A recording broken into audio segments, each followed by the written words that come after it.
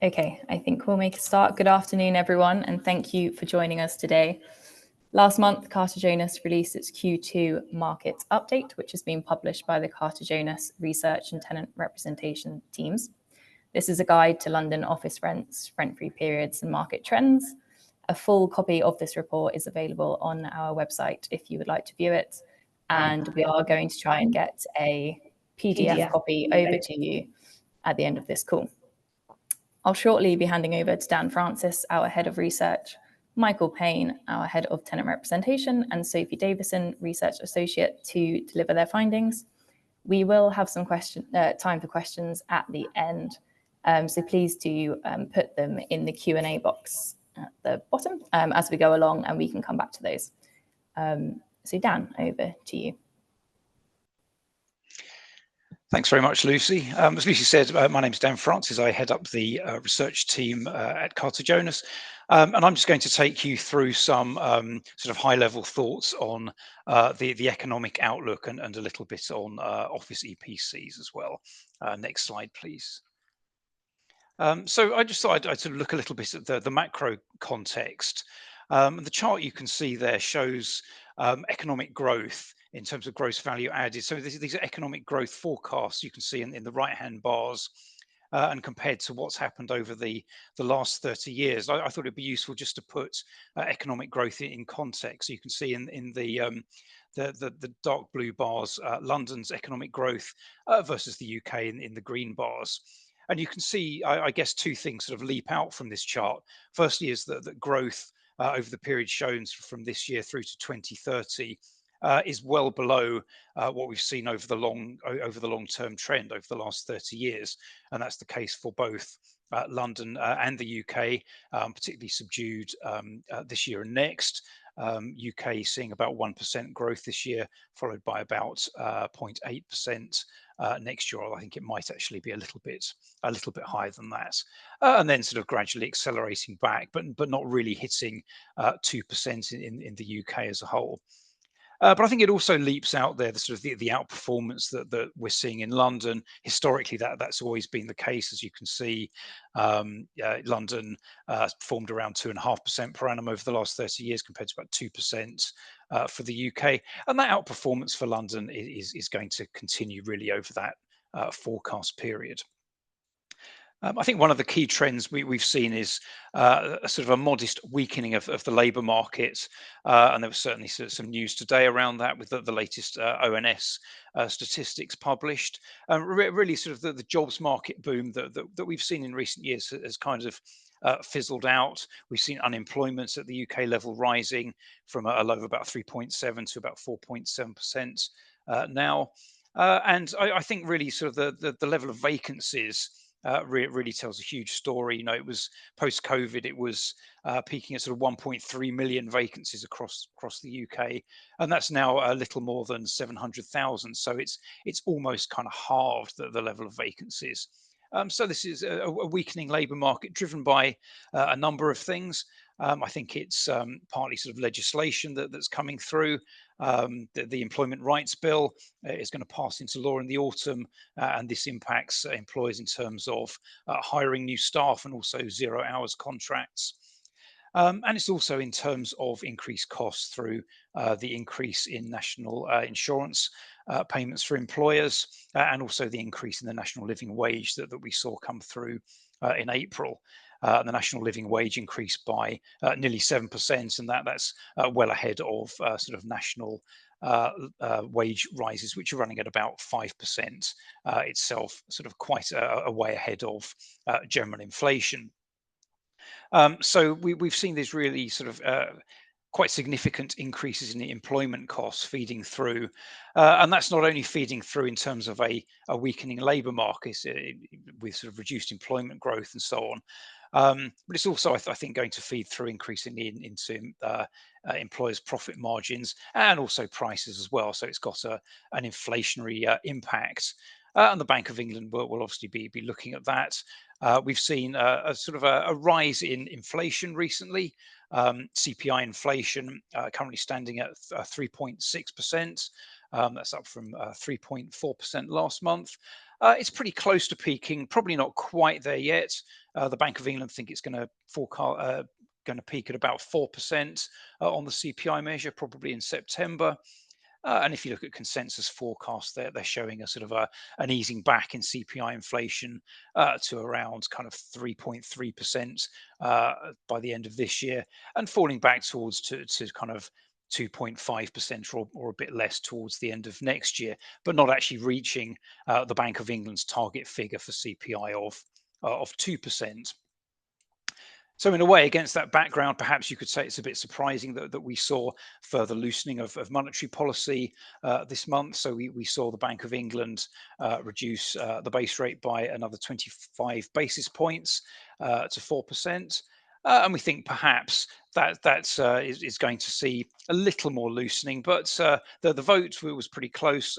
It was 5 members of the Monetary Policy Committee voted for a rate reduction versus 4 who voted for holding the rate. So it was actually pretty close. We may get one more rate cut this year and possibly a couple more next year. But I think the Bank of England is going to proceed with caution. And I guess almost paradoxically, whilst we've seen those short-term interest rates fall, we've actually seen higher sort of long-term interest rates, higher gilt yields, those are sort of government bond yields, 10-year government bond yields currently at 4.6%. That's up from about 4% a year ago, and of course near zero rates during COVID. And of course that has impacts on the property market, sort of particularly the investment market. With the sort of the risk-free rate is increasing, that impacts what investors are prepared to pay for property. And it also, of course, gives the Chancellor a headache because it costs more for UK PLC to borrow money. So that's increasing the fiscal policy challenges that the Chancellor has. And I think the Chancellor is going to be having to make some tough decisions in the budget, which is likely to be late October, early November.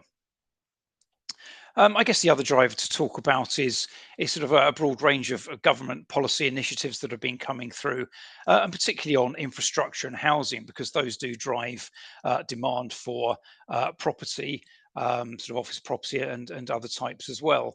And clearly, although the government's sort of emphasis is on infrastructure away from London, there are a lot of policy initiatives coming through in London. You know, we've got expansion at Heathrow and Gatwick airports. We've got the HS2 extension, and we've got the Lower Thames crossing as well. So we've got that road infrastructure going in. So all those things sort of boosting London's economic performance. And we've got also sort of various housing initiatives that the government is introducing, whether that's sort of new towns or whether that's trying to build more on the so-called grey belts, sort of, grey areas of the green belt, or reintroducing mandatory housing targets. There's this sort of, I guess, increased emphasis on increasing house building. Next slide, please. Just a quick look at population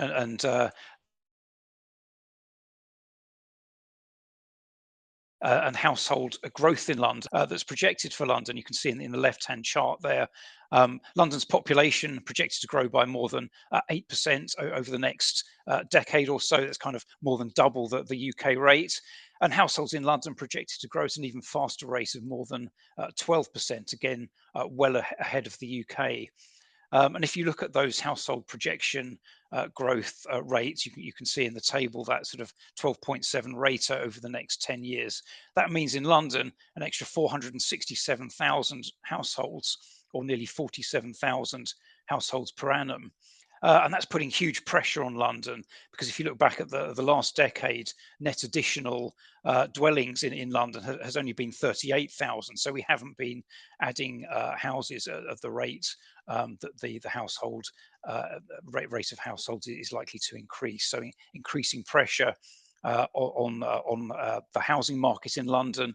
And you can see in the right-hand chart there the overall rate of population growth split by age. I just think it's really interesting to look at the split.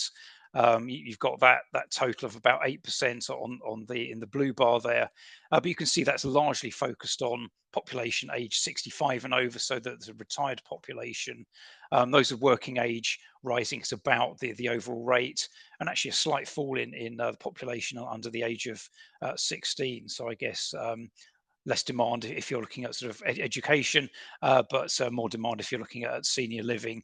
And again, sort of that demand feeding through to demand for things like office space. Next slide, please. And then looking at employment growth, again, we can see very strong employment growth forecast in London there. Total employment forecast to grow by 12% over the next decade. And office-based employment, so that's employment in those kind of office-based sectors, sort of finance, insurance, professional services, and so on. That's forecast to grow by around 15%, so above the average. So that's really quite strong growth projected.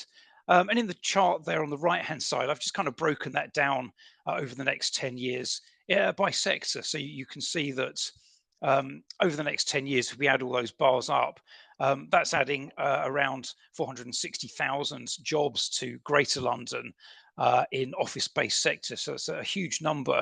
And you can see that's heavily concentrated in professional services, those purple bars, and ICT, that's information communications technology business sector in the light blue bars there. And I suppose interesting to see where isn't forecast to see growth as well. So there's very little growth in public administration, government kind of public sector spending constraints coming into play there, and also finance and insurance.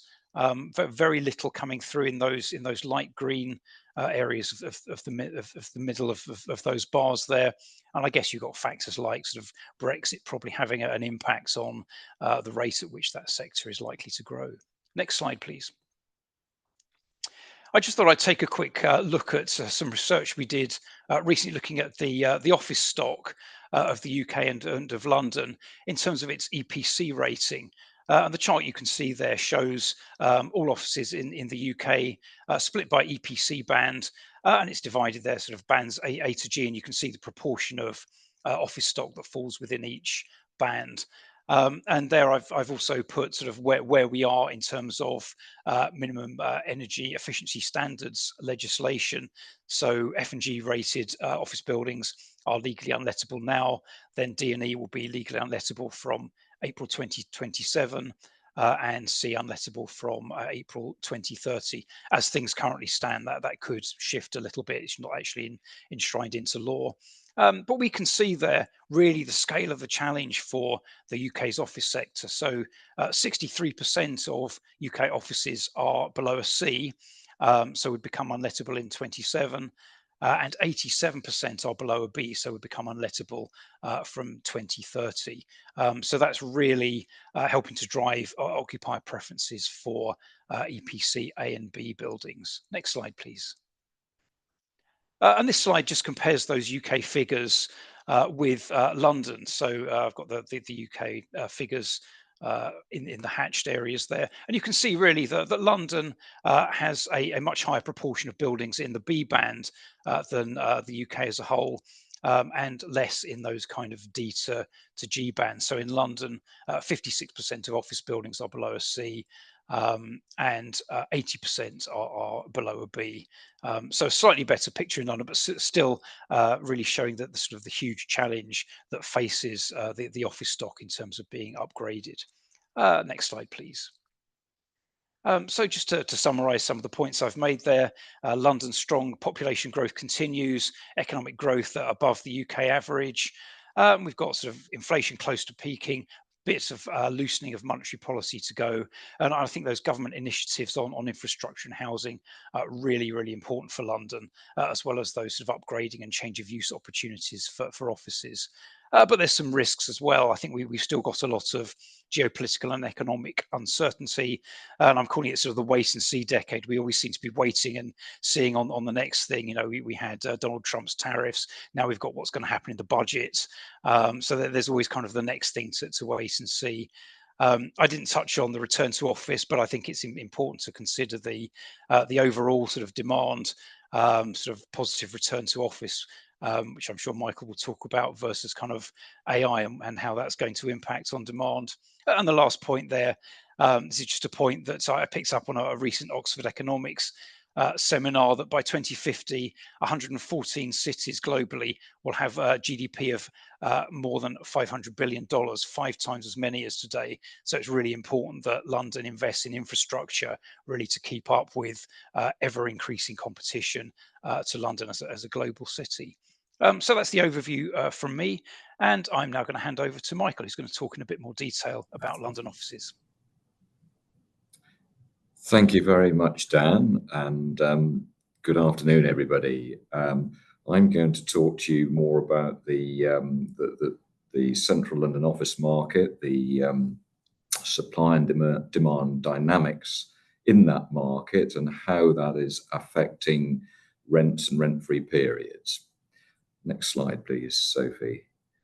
The other points that I'd be touching upon, which Dan mentioned a few minutes ago, is the future of the central London office market, especially the impact of technology and in particular artificial intelligence.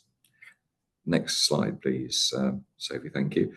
I'm sure many of you will recognise that map. It is, of course, central London, but we've coloured it to show the various sub-markets that collectively form the central London office market. We refer to the central London office market. In fact, the market is formed of several sub-markets. Each sub-market has very different supply and demand dynamics and therefore very different rental and rent-free period profiles, which I'll be referring to a little later on in the presentation. But I thought that map might be quite useful for you to see the various sub-markets. The light blue area to the left of the map is the West End office market. The light purple is what we refer to as the Midtown market, and the mid-purple is the City of London, the financial heart of the UK economy and indeed the central London economy. Next slide, please, Sophie. So to put things in context, this slide shows the total built stock of Grade A and Grade B office buildings. And as you can see from that slide, there's roughly about just over 70 million square feet of office space in the West End, and a not dissimilar, just slightly less, not dissimilar quantum in the City of London, with about 44 million square feet in Midtown. The West End is arguably, well, it very definitely is, the most valuable of those three sub-markets that I've referred to, and is home to some of the highest rents that have been achieved to date in central London. Next slide, please, Sophie, thank you. So what's happening in the market in terms of occupier trends and demand? Well, interestingly, there was a lot of talk about whether the office as a concept and as a place to work was finished post-COVID. After nearly 18 months of working from home, this trend, some commentators in the media forecast that there would no longer be an office market once COVID had been put to bed, as it were. The media commentators couldn't have got it more wrong, really, because the office is fundamentally a very important place for any business to foster collaborative working, innovation, and also, very importantly, for junior members of staff, it's fundamentally important for them to be embedded within teams to learn the ropes, particularly if you're, for example, working in the business services sectors and financial services sectors. Very difficult if you're a trainee to learn the ropes of the business if you're trying to do it remotely through a computer screen. So there's no substitute for being in the office in the same location as the other members of the team. Those points, I think, were not fully understood at the time of COVID. The other point that I think is was also not quite properly understood was the importance of the office as a place for employees to meet and socialize with their colleagues. And we've heard a lot about issues associated with mental health issues post-COVID, and some of that, having read the various press reports, can be traced back to the feeling of isolation, working at home for long periods through a computer screen. As I said earlier, the human dimension, the human interaction in the office, I think was very much underestimated as far as the press were concerned. So in short, the office is certainly not dead. It's very much alive and kicking for the reasons I've mentioned.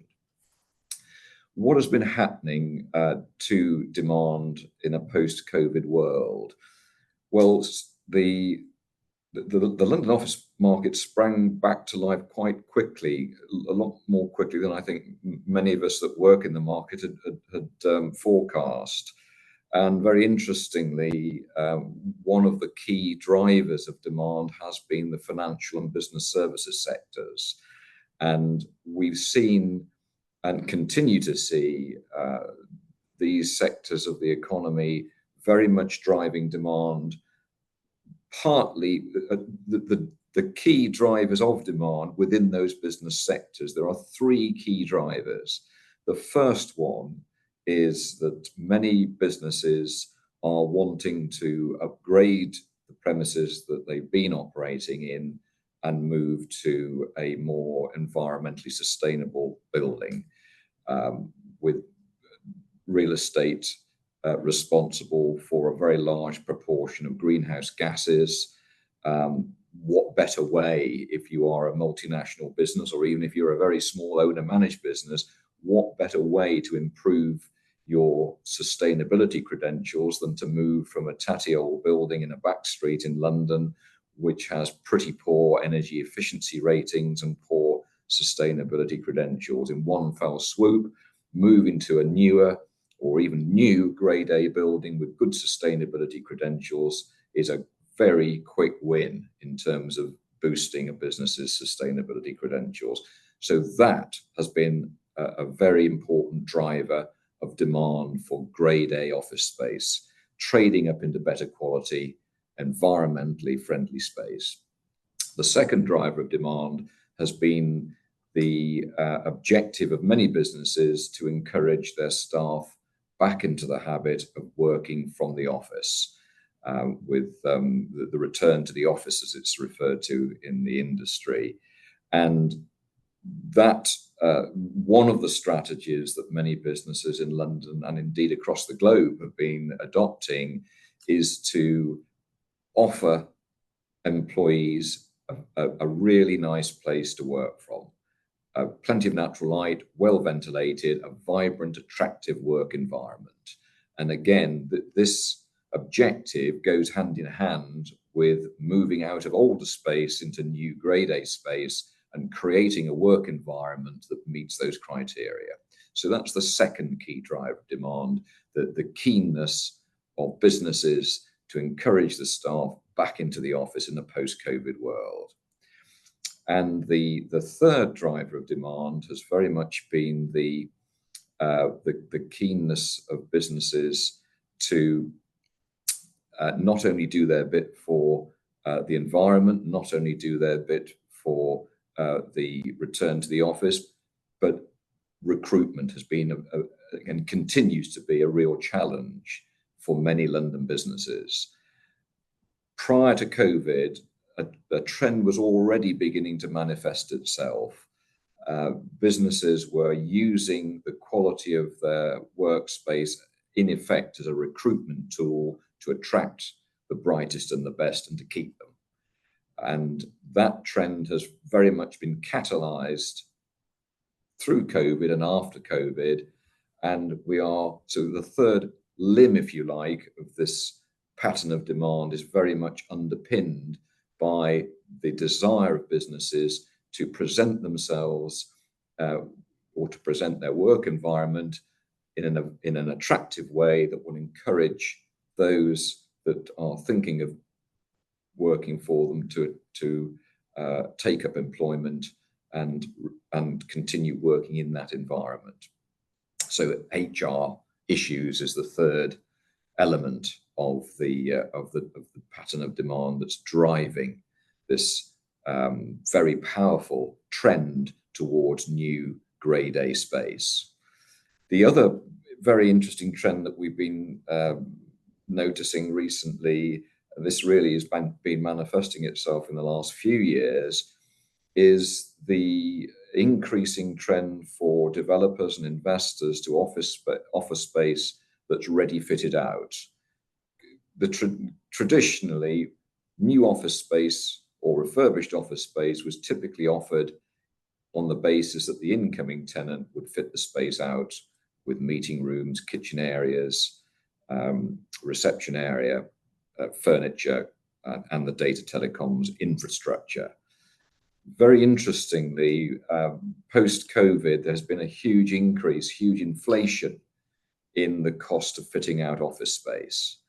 And many businesses are asking themselves the question, is there a better way in which we can fund or get the landlord of the building that we're looking at to do our fitting out works for us and pay for it? And the increase in the costs of fitting out office space is driving and has been driving the desire of footloose tenants to get the landlord of the selected building to do their fit out works. And in many cases, what landlords are now offering is not only carrying out and developing a building that's ready fitted and offering it speculatively ready fitted out, but we're also finding increasingly that landlords are now offering space that hasn't yet been fitted out on a design and build bespoke basis. In other words, the tenant finds the space and lets the landlord know how they would like the space to be fitted. The landlord will then take responsibility for meeting the ingoing tenant's requirements in terms of the design, and will take responsibility for securing and employing a fitting out contractor, and will fund, very importantly, will fund the fitting out works. And the capital costs of those works are then typically rentalized and in the form of a rental premium, typically a rental premium of £5 to £10 a square foot, on top of what would otherwise have been the market rent for the space had it not been fitted out. It's a hugely cash flow friendly solution for businesses, and as I mentioned earlier, it is gaining a lot of traction amongst businesses, and not just for small quantums of space. Typically, this trend towards ready fitted space was sub 5,000 square feet in size. We are now looking at lettings where landlords are fitting space out for tenants on a bespoke basis on floor areas significantly in excess of 20,000 square feet. And that very much is a new trend that's developed in the last 18 or so months. So the other thing I should just mention, touching upon Dan's points about the demand for office space in central London, unlike the wider UK market, demand fundamentally is very much influenced by the global economy and global economic trends rather than the domestic economy. And so Dan touched upon the American Trump administration's trade tariffs. There's also a lot of geopolitical risk at the moment with wars in Ukraine and the Middle East. So these are very important factors that will influence the future of the London office market. Next slide, please, Sophie. So moving on to supply, what has been happening post-COVID with the availability of office space?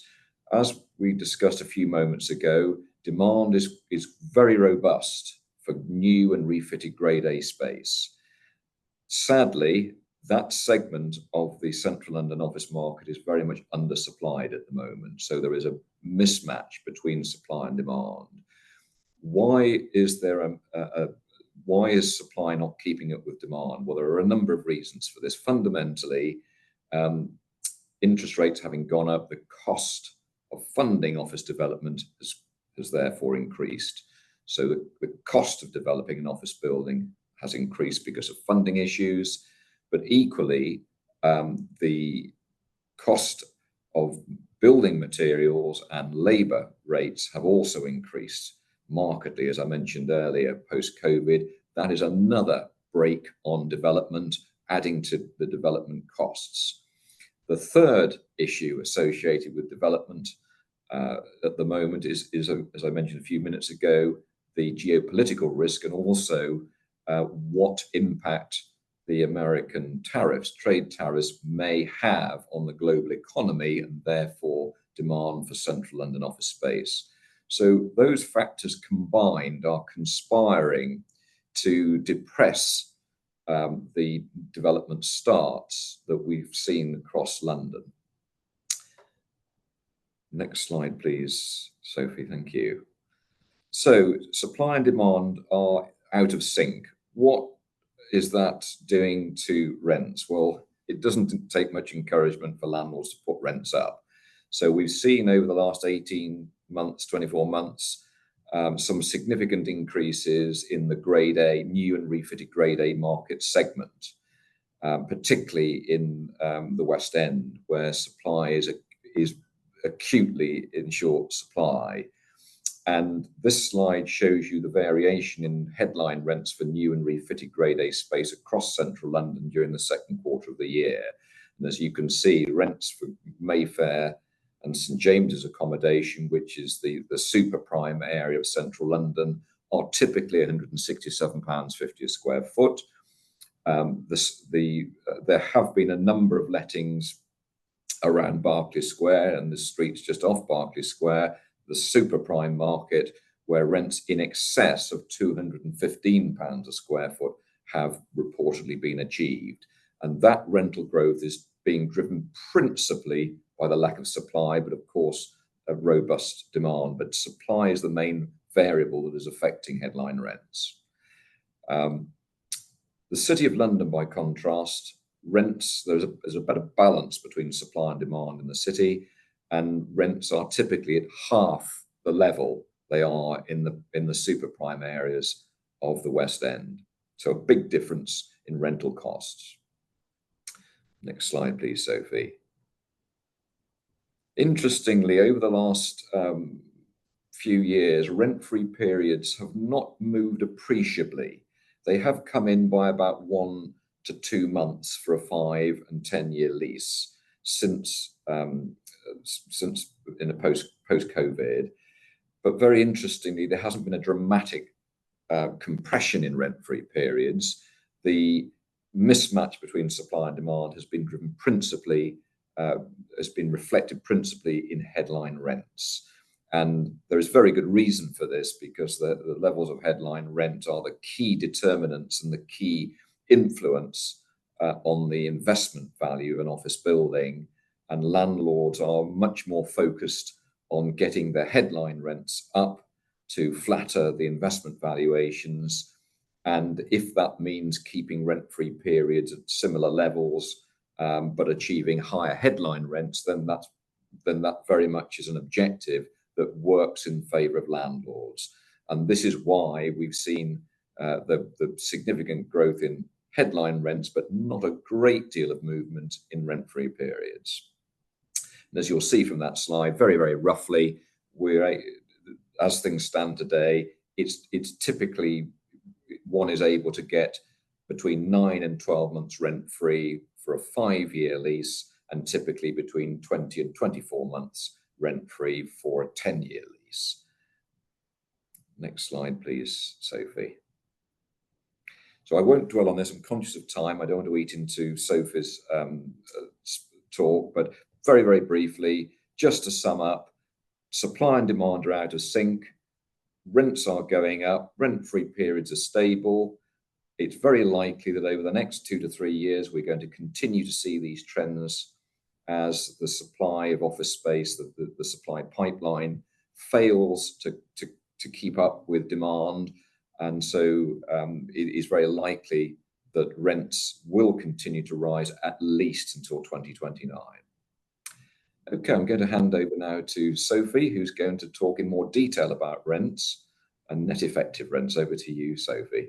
Fantastic. Thank you, Michael. So I'm Sophie. I am part of Dan's research team at Carter Jonas. I'm going to spend the next 5 minutes or so talking you through our net effective rents monitor data, which we think brings these variables together nicely. As Michael discussed, we track typical rent-free periods for 5- and 10-year leases alongside prime headline rents, and then we bring these together to provide our view on movements in net effective rents. And this is a different report to the quarterly Central London office report that Michael publishes, and this report should be live on our website, the Q2 report, in the next few days, so do keep a lookout for that. But in the meantime, I'm going to give you an overview of the data that we'll be presenting in that.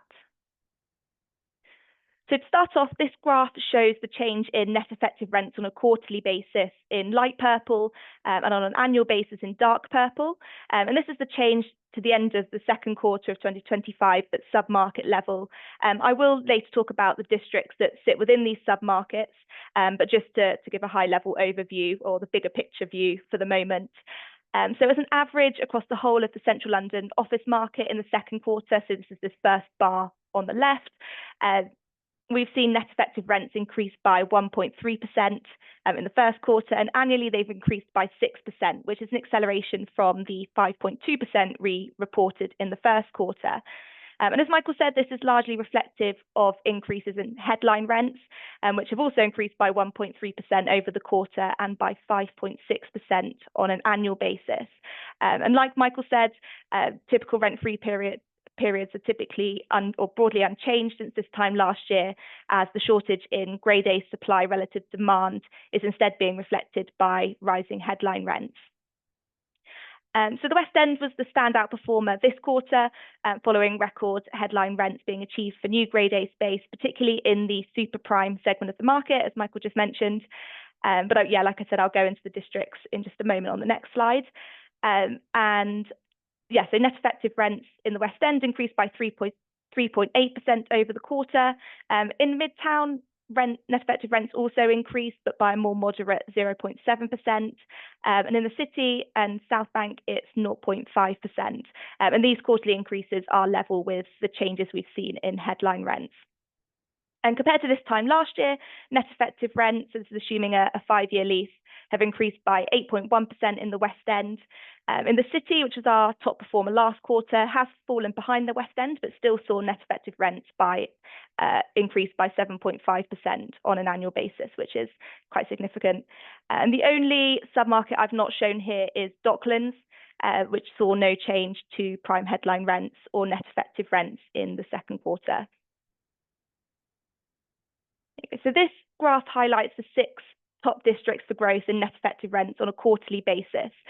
So in the second quarter of 2025, 4 of the top 6 districts fall within the West End submarket. So these are the ones I've highlighted here in blue to match Michael's nice map.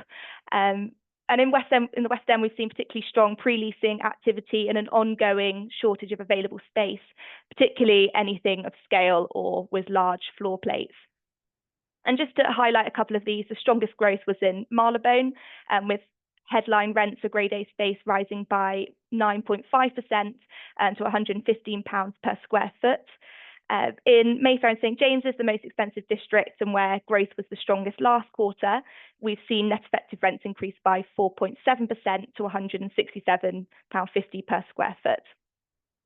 And all West End districts continued to command higher rents for new Grade A space than elsewhere in London, with the sole exception of Paddington, where its headline rental levels of £85 per square foot are surpassed by Farringdon in the City, which is the city's most expensive district at £92.50 per square foot.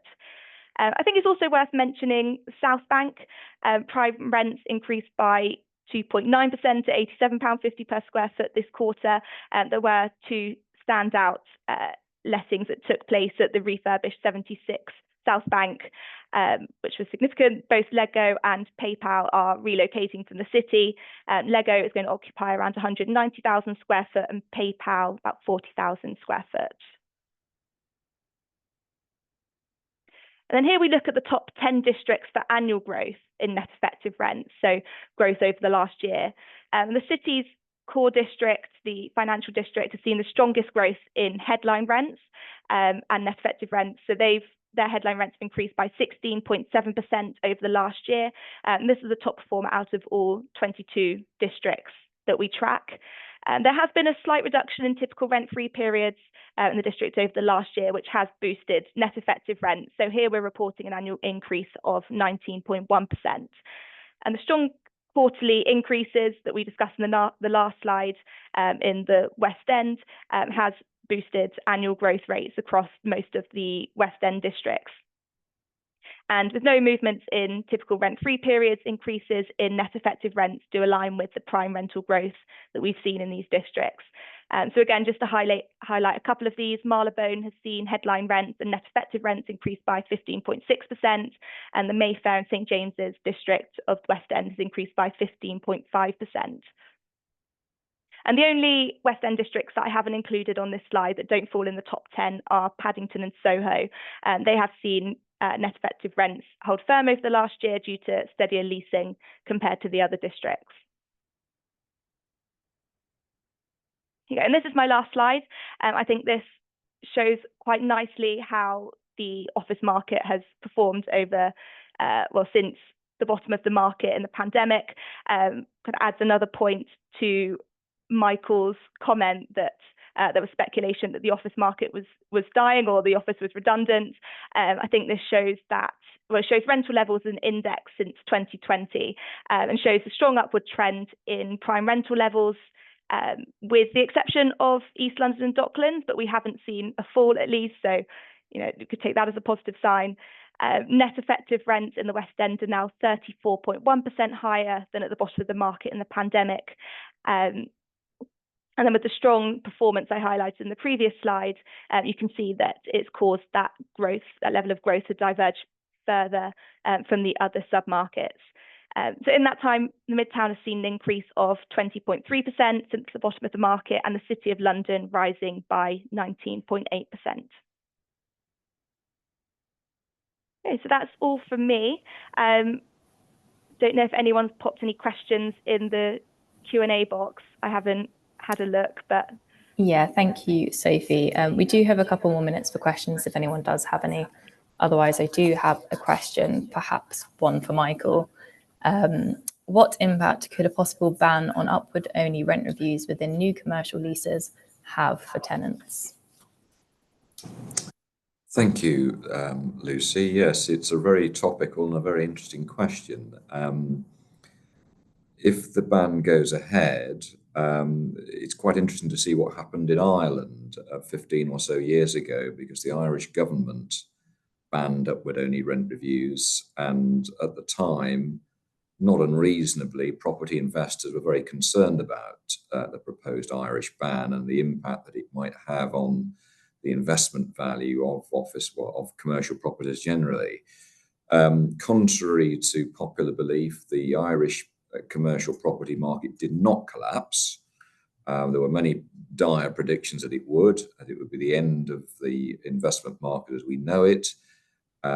Fundamentally, an upward-only rent review, as many valuers will tell you, is the bedrock, really, that underpins the investment value of any commercial property, because it gives an investor the certainty of knowing that when you're leasing a commercial property, the rent will never go below the rent that you're letting the property at the beginning of the lease. Well, if the new legislation to ban upwards rent reviews is brought in, then of course that assumption is no longer applies, and of course that could have a negative impact on investment values, because all of a sudden rents can go up and down.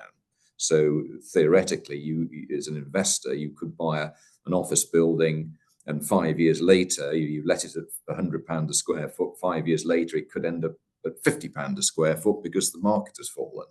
So it does add to the the risk profile of real estate, no question. But my colleagues, Dan, Francis, and a number of our colleagues that deal with the lettings of office properties, we've debated this issue over upwards and downwards reviews and the ban on upward-only reviews. And actually, we remain quite optimistic that the ban is unlikely to have a major impact, a significant negative impact on the commercial property market. And there are various reasons why we think that. The first one is that unless the legislation outlaws the practice, there is nothing to stop a landlord negotiating a new lease with a tenant on the basis that at review, instead of having what we have at the moment, an open market assessment of rent, typically in the 5th year of the lease, instead of having that, there's no reason why the landlord and tenant can't agree at the beginning of the lease that there would, for example, be a fixed uplift in rent at the commencement of year 6. So in other words, rather than relying on market activity and market forces to set the rent in 5 years' time at review, we're simply agreeing today a figure, an increased figure, that will apply in 5 years' time. So that is one aspect of this legislation or one way in which landlords and tenants may be able to counter the potentially negative impact of the legislation. The other way is to adopt the continental approach to rents, which is simply to index rents.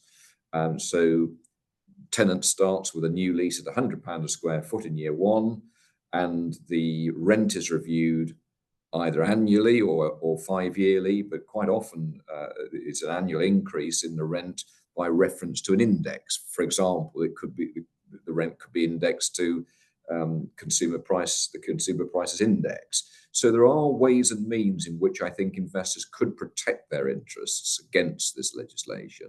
So I'm optimistic. It's a long-winded answer, but hopefully there are a lot of moving parts to this issue, and hopefully that has answered the question. Thank you, Lucy. Brilliant. Thank you, Michael. I do have another question here for you. Are you seeing any trends to suggest that the 2027 to 2030 minimum EPC ratings are impacting lease lengths? That's an interesting one. Not so much now. I think if you'd asked me the question about 2 or 3 years ago, yes. The issue that we have at the moment is that because the government has, as we know, has not yet introduced this legislation, and there is the suggestion that they may introduce it, but it may be the introduction may be deferred to April 2028 rather than April 2027. The issue, whilst having a short lease that goes up to the introduction, the date in which the legislation is introduced, whilst that might be quite a sensible hedge against the risk if you're in a building that has got poor sustainability credentials, whilst that might be a hedge for tenants in being able to move to a better quality building after the legislation is brought in, the fundamental problem is that it's a very short period. So if you're going to be granted a new lease now, up to the period in which the new legislation is introduced, let's say April 28, that's only less than three years away, and no tenant is going to, very few tenants, I would suggest, are going to be that interested in having to put up with all the disruption and cost of moving for such a short period.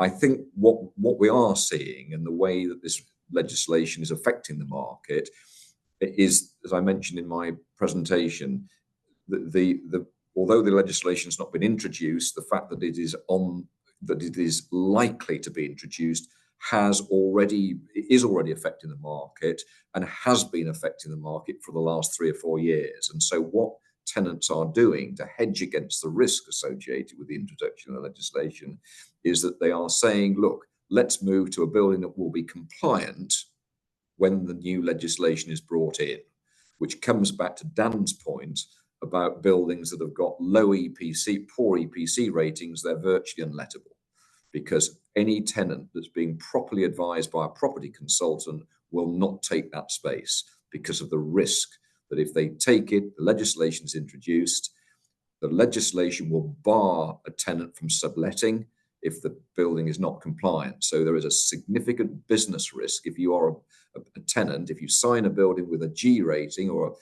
an E rating, the legislation's brought in, you will not be able to let the space. It'll be illegal for you to do so.